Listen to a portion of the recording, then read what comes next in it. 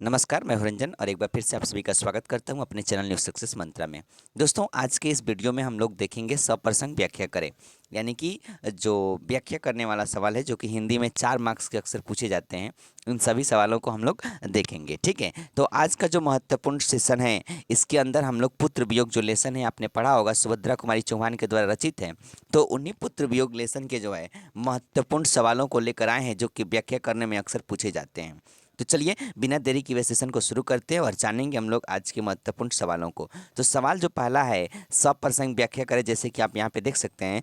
कह रहा है कि बड़ा कठिन है बेटा खोकर माँ को अपना मन समझाना। बेटा खोकर माँ को अपना मन समझाना, यही लाइन दिया रहेगा और इसको आपको कहेगा कि व्याख्या करिए। व्याख्या करने से आपको मिलेंगे 4 अंक। ठीक है, तो इस तरीके से आप इजीली इस सवालों को सॉल्व कर सकते हैं और बता सकते हैं। जैसे कि आप यहाँ पे देख सकते हैं अपने स्क्रीन पे कि प्रस्तुत पदांश जो है सुभद्रा कुमारी चौहान द्वारा रचित है और पुत्र वियोग से लिया गया है। पुत्र वियोग जो लेसन है उसी का ये लाइन है। ठीक है, आगे देखिए व्याख्या में बोल रहा है कि कवित्री कहती है कि ममता माता का हृदय ममत्व की भावना से ओतप्रोत होती है, यानी कि जो माँ होती है उसका हृदय के अंदर बहुत ही ममता होती है। ठीक है, इन पंक्तियों के माध्यम से माँ के हृदय की गहराइयों की व्याख्या की गई है, यानी कि एक माँ के हृदय में अपने बेटे के लिए क्या क्या भावनाएं होती है, कैसी होती है एक माँ के हृदय अपने बेटे के लिए, इन सभी चीज़ों को बहुत ही गहराई से दिखाने का प्रयास किया गया है। आगे है कि अपने पुत्र को खोने के बाद माँ द्वारा अपने हृदय को संभालना मुश्किल हो जाता है। बात तो बड़ी कमाल की लिखी हुई है कि कोई भी माँ अपने बेटे को खो देती है, पुत्र को खो देती है, तो वो अपने आप को संभाल नहीं पाती है, क्योंकि सब कुछ जो है बेटे के लिए ही माँ करती हैं और उसके लिए अपने जान का न्यौछावर करती हैं, क्योंकि माँ के लिए उसका पुत्र ही उसका सर्वस्व होता है। ठीक है, यानी कि एक माँ के लिए उसका बेटा ही सब कुछ है। अगर वही बेटा खो जाए तो फिर माँ को अपना मन समझाना मुश्किल हो जाता है, अपने हृदय को संभालना मुश्किल हो जाता है। आगे है कि यदि असामयिक मृत्यु बेटे को अपनी माँ से दूर कर देती है तो माँ पूरी तरह टूट जाती है। अगर कोई भी माँ है, अगर उसके बेटे की मृत्यु असामयिक हो जाती है तो वो माँ जो है बिल्कुल टूट जाती है तथा अपने आप को संभालने में असमर्थ हो जाती है। ठीक है, इस तरीके से आप लिखेंगे तो बहुत ही बढ़िया है और कमाल की चीज़ें हैं जो कि आप देख सकते हैं। ठीक है, चलिए क्वेश्चन नंबर आगे जो दूसरा क्वेश्चन है पुत्र वियोग लेसन का ही। ठीक है, जैसे आप यहाँ पे देख सकते हैं 2013 में पूछा हुआ सवाल है, तो इसी सवाल को हम लोग देखेंगे और व्याख्या भी करने का प्रयास करेंगे। सवाल है सप्रसंग व्याख्या करना करें।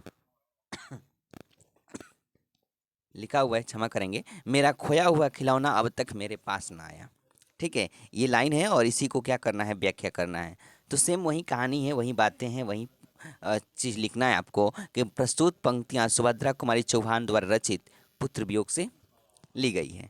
ठीक है, अब व्याख्या कह रहा है कि इन पंक्तियों में कवि माँ की करुणा को वर्णित कर रहा है, यानी कि जो कवि है वो एक माँ की करुणा, माँ की दया, माँ की ममता को दिखाने का प्रयास किया है।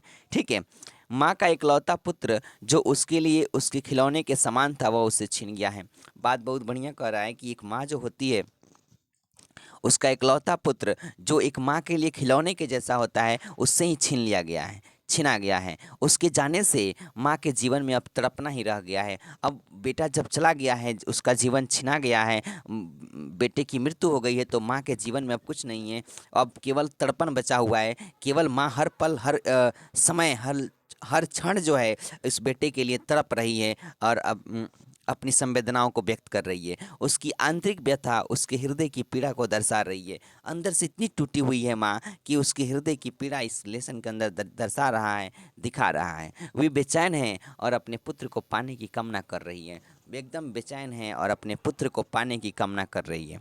ठीक है, तो इस तरीके से हमने 2 क्वेश्चंस देखा। और भी क्वेश्चंस पुत्र वियोग से हैं, लेकिन थोड़ी सी प्रॉब्लम की वजह से आपको नहीं से बता रहे हैं, तबीयत थोड़ी सी डाउन है। चलिए, तो कोई बात नहीं है, आज के सेशन में इतना ही, फिर मिलेंगे कल। तब तक के लिए बाय बाय, टेक केयर, ख्याल रखिए अपना, पढ़ते रहिए, मुस्कुराते रहिए। जय हिंद, जय भारत, थैंक यू।